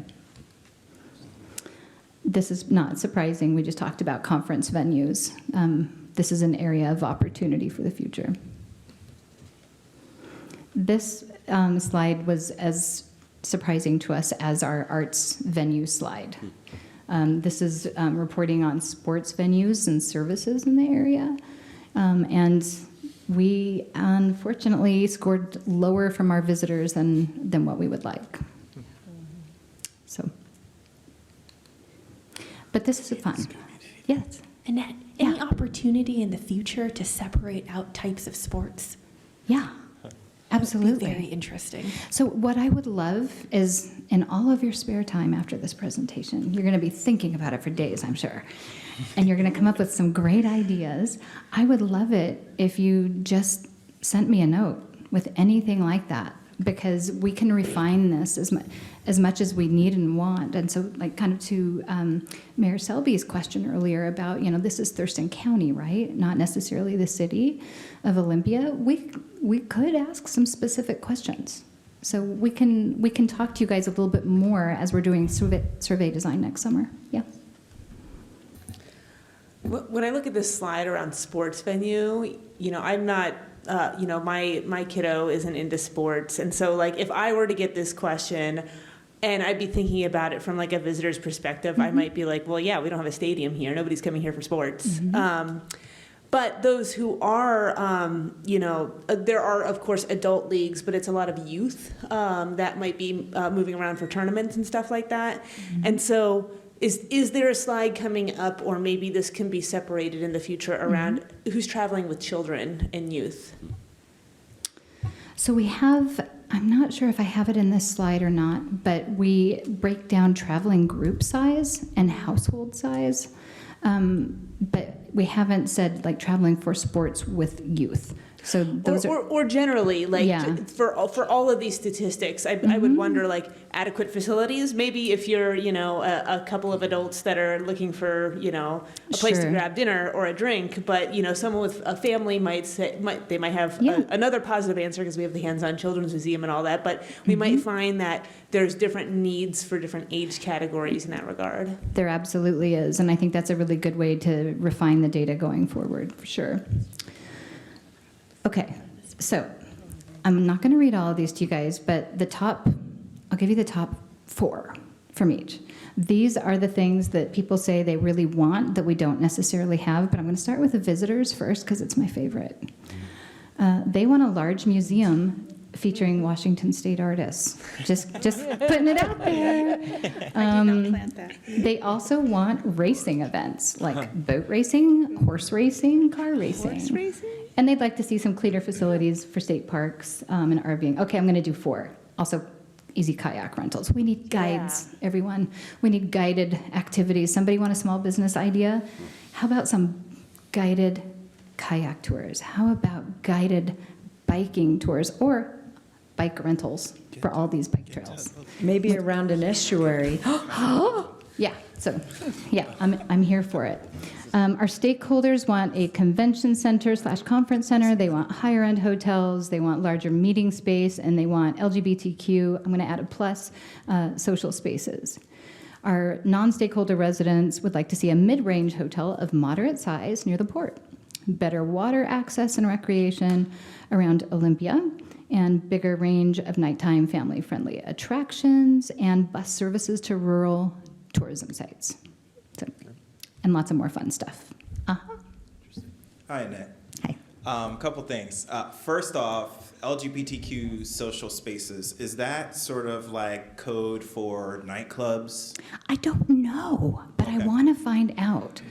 Well, that's what comes to mind when I Okay. think of it. Okay. So I think of the scene that we used to have here in Olympia, and it's essentially non-existent. So I would Okay. imagine that's probably what people are talking about. Okay. The other thing is, yes, and the Urban Onion, and yes.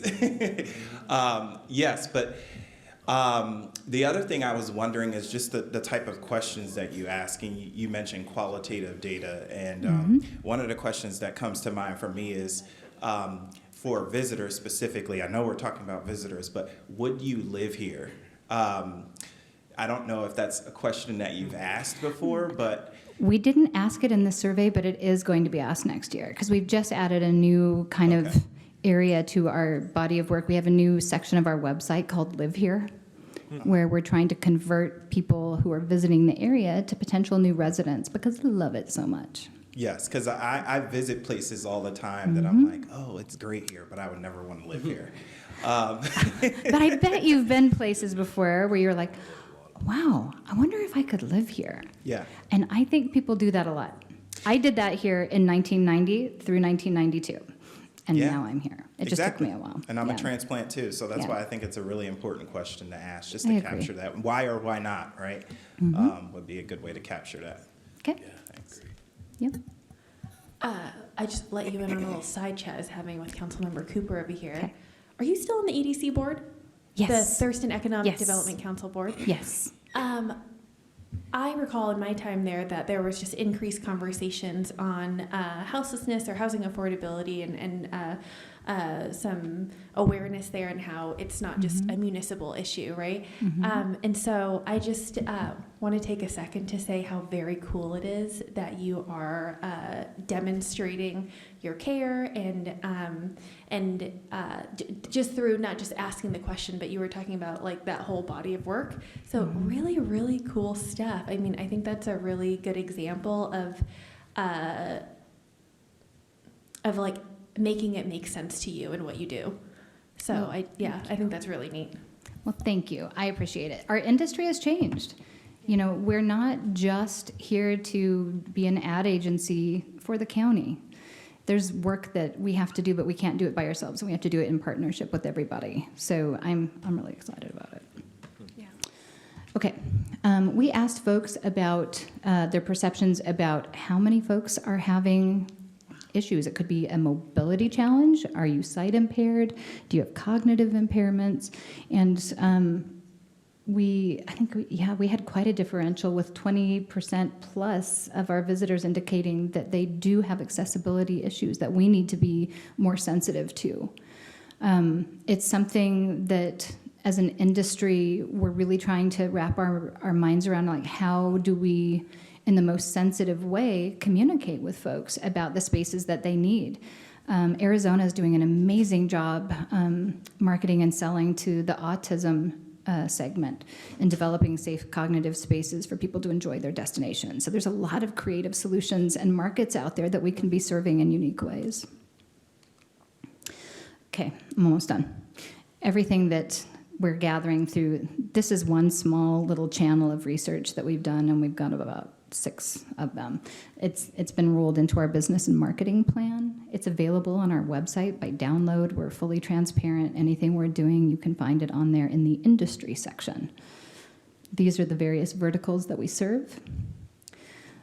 One of our key takeaways from this research project is that while we love social media influencers from all over the world, our number one influencers are living and working here. We have to figure out how to have meaningful conversations with our residents about, why are you here? Do you love it? When you first chose to move here, what did you fall in love with? What's your favorite food to eat? Where do you love taking your family and friends when they come to visit? If you're going to celebrate, where do you go? And that's how we hope to lead conversations, because we know if we just say, hey, you know, we think this is great about Olympia, somebody on social media is going to say, well, I don't think so. So we're trying to figure out creative ways to communicate, to solicit meaningful, positive messaging. Some new campaigns that we're rolling out this year, made in Thurston County. We're trying to highlight the people, the products, the cool attractions, like maybe film trails, about things that were really unique and different made in our area. This is a really fun new campaign called You Belong Here. We're currently doing a grant-funded project. We applied for funds from the Port of Seattle and secured them for an LGBTQ plus promotion, inviting our potential travelers from our key opportunity markets in LA, Sacramento, Stockton, San Francisco, Phoenix, Prescott, to come to Olympia and understand that they are welcome, and we're excited to have them here. And we're doing that through some crazy digital programmatic display advertising that we can track when they cross our geofence. It's fascinating. We've rolled out a new lodging tax award recipient program. Anybody that's awarded lodging tax through any one of our municipalities, we're saying these are the things that we're going to do for you at no charge to help support what you're doing. All of these municipalities, including yours, are supporting us, so we're doing this to support everybody in return. And we have actually 2 meetings. One was updated today, community listening sessions, one on April 27th, one that will also be coming up on May 2nd. And what we're trying to do is share a few key findings, not the big unload like you guys got, but we're going to show some key findings. We're going to show people a little bit of information about visitation, and we want to ask people those questions like what I just shared. You know, what makes you fall in love with this area? What are you really proud of? Now, if you had a magic wand and you could make the Olympia or Thurston County or Rochester of your dreams, what would be different? And we're going to start engaging folks to try to understand, can we form a coalition to work on our destination in a more formal way with more close partnerships so that we're truly being inclusive and having really diverse voices represented in our body of work. Okay, I know that was a lot. I'm glad you asked questions throughout. Yeah, that's good. All right. Are you like now feeling like you're up to date on everything. Probably more than you ever tourism-wise. wanted. It is a lot. It's a lot, I Annette. know. Thank Okay, you. Thank you. Yeah, absolutely. Have a great evening.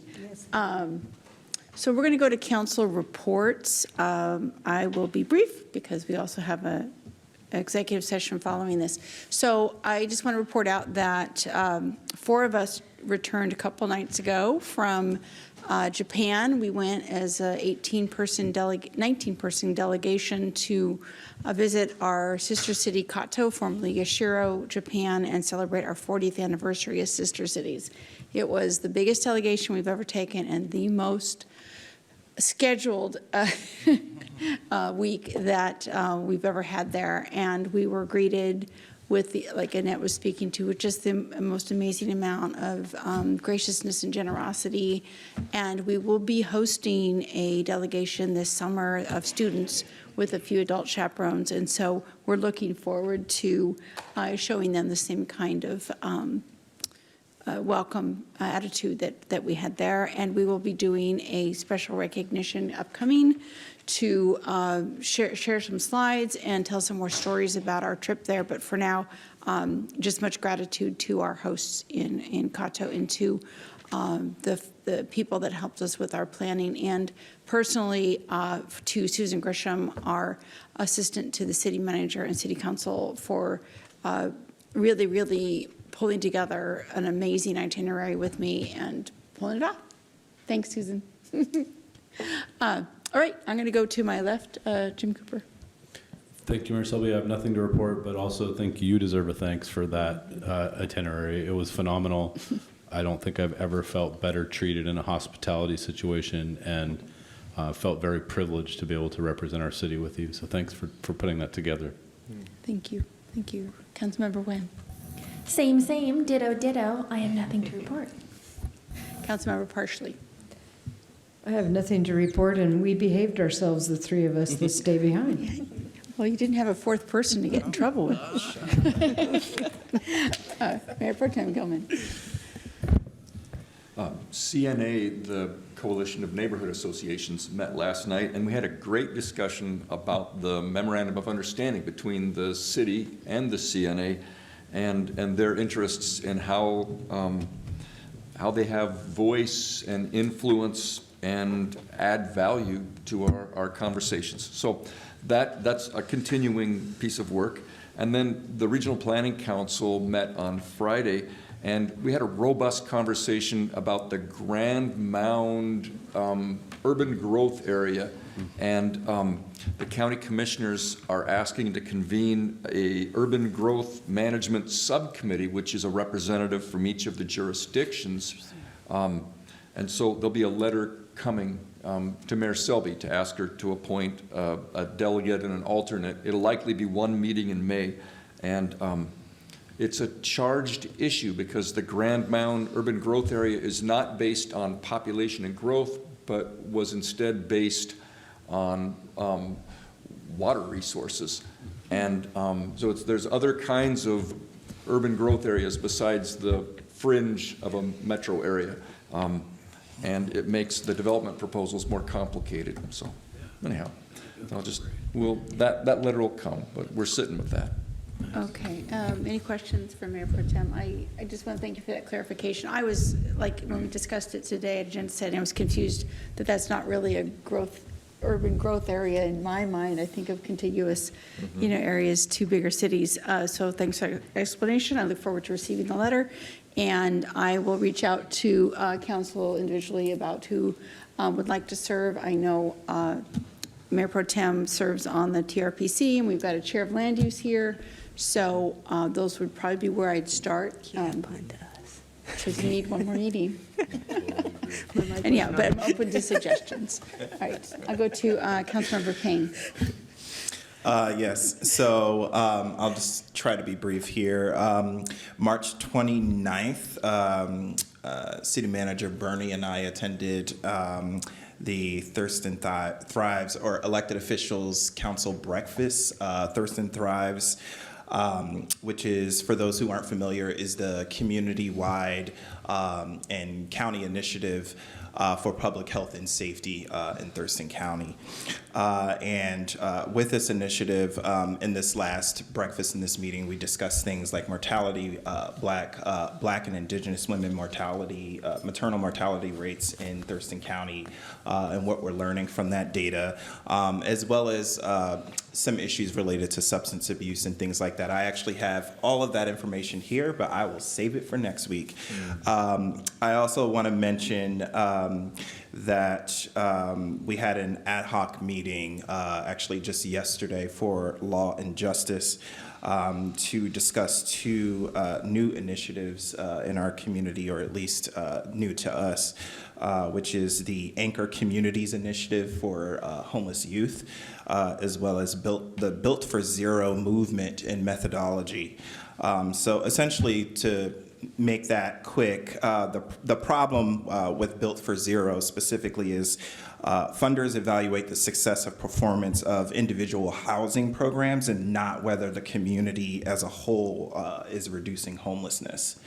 The solution to that with this approach is a community level measurement, and success is determined by the total number of people experiencing homelessness and not by the program's outcomes. And so that's a very unique approach, and the reason that this is relevant for the Law and Justice Council is because of the number of homeless people that are in our jails in this region. And so they're looking to us to sort of do data sharing and things like that, which our data is not in one spot. And so this is yet again another group that is interested in collecting this type of data to try to assist them in their work and their mission to reduce homelessness in this area. So if you have any ideas, please feel free to let me know. And ideas, I mean points of contact of folks who are interested in doing this work specifically around youth homelessness. If there are key players in the region that you think need to be at the table because these folks have monthly meetings, please let me know. I'm happy to put you in touch with the initiative's managers. So that's all. I do have a question regarding the Built for Zero program. So I'll back up to the other Thurston Thrives sheet that you had. You can just email that to us. Okay. You know, as that's easy, then we can kind of digest it. Sure. In our own time. But the Built for Zero that's been around a long time. So Thurston County is working with them now? I'm confused. No, Law and Justice. Law and Justice. The Law and Justice Council is working with them now. Which is regional. Which is regional, yes, for the county. So essentially what they're looking at, though, what they're asking for us is partners and for data that they currently do not have. And they're looking for additional assistance in that regard. So that's why we had this special meeting just yesterday. Okay, so is there a contract with Built for Zero, or because it's a separate organization, correct? Mayor. Yeah. Providence paid for Built for Zero for Thurston County, and it's being run by Public Health and Social Services. If it's the same venture that I remember. Yes. Okay, Yeah. thank you, because we talked about this back in 2019, and then we did the Housing Action Plan. So there's a lot of meat in that Yeah. plan that it feels like Yeah. maybe we don't need to recreate a lot of Right. They're not. new things. So that I would Yes. just, direct them that way into the Regional Housing Council. Okay. Okay, thank you. Councilmember Madrone. Nothing to report. Just want to say it was an honor to join the delegation to Cato City, and I'm very much looking forward to helping to plan for and to help host youth when they from Cato City when they come to visit us this summer. Wonderful. And if there's anybody in the listening audience that would like to help be a volunteer to be a host family and or help with shuttling the kids this summer, please reach out to Councilmember Madrone. Her number is. D. Madrone That was at, smooth. That was slick. or me. Our emails are on the website. City Manager, Jay Burney. I have nothing to report. All right. So at this point, I am going to recess the meeting and ask council to reconvene in 5 minutes for a closed session related to labor negotiations up in room 423. No decisions will be made during this time, and we're expected to be up there for no longer than 60 minutes. So it is 8:04, so 9:04 we will gavel out and adjourn for the evening.